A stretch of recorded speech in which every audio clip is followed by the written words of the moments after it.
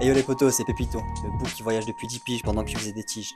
Alors tu me crois si je te dis que Marrakech, capitale du Maroc, que Yves Saint-Laurent a un lien ultra fort avec Marrakech, et que Marrakech également cache un trésor qu'aucun autre pays ne peut détrôner. Tu sais de quoi je parle? Non? Bah je t'explique, reste branché.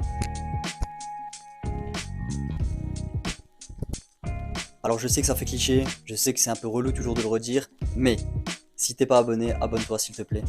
Si t'as pas encore liké, like s'il te plaît.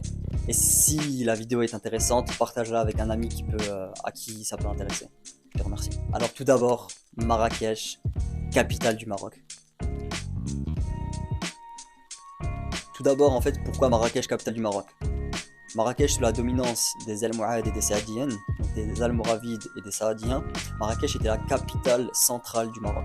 Le royaume à cette époque-là, il descendait jusqu'à quasiment, jusqu'au Sénégal quasiment, et il montait jusqu'en Andalousie. À l'est, il s'étendait un peu plus que Oran et Tlemcen. Et t'avais Sidi Massa qui était l'une des plaques tournantes du commerce entre l'Andalousie, l'Afrique subsaharienne et le Moyen-Orient.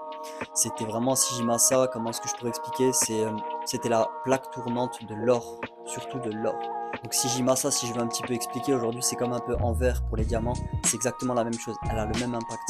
À cette époque-là, c'était vraiment tout le monde venait commercer là-bas, et la spécialité c'était l'or, parce que l'or venait de l'Afrique subsaharienne pour remonter jusqu'à Sidi Massa, et tout était centralisé à Marrakech. Marrakech était la capitale du Maroc à cette époque-là, et c'était pas Rabat.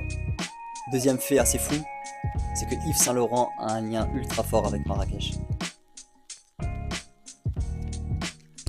Tu me diras comment ça se fait que Yves Saint-Laurent rentre dans l'histoire de Marrakech. Alors c'est tout bête. En fait, les jardins Majorel, qui sont un incontournable de Marrakech et que je vous conseille d'aller voir, en fait, les jardins Majorel appartiennent à l'association Pierre Berger. Et l'association Pierre Berger, c'est Yves Saint-Laurent. Yves Saint-Laurent lui-même, qui avait lancé la construction des jardins Majorel, il était tellement tombé sous le charme en fait de Marrakech et de la ville ocre qu'il en a fait en fait un lieu pour lui et qu'il a laissé en visite pour les touristes. Troisième fait incontournable, c'est le trésor que cache Marrakech. En fait, j'exagère un tout petit peu quand je dis que Marrakech a un trésor. C'est pas vraiment un trésor, c'est un trésor au niveau du patrimoine et de l'histoire. En fait, le souk de Marrakech est le souk le plus vieux au monde. Il n'y a aucun autre souk au monde qui est aussi vieux. Il a plus de 1000 ans, si je ne me trompe pas. Et donc, c'est le souk qui détrône tous les autres, tous les autres marchés ou souks du monde entier.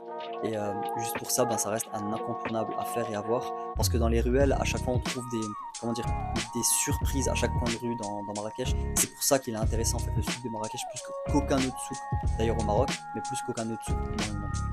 Donc je te remercie en tout cas d'avoir pris le temps de regarder cette vidéo.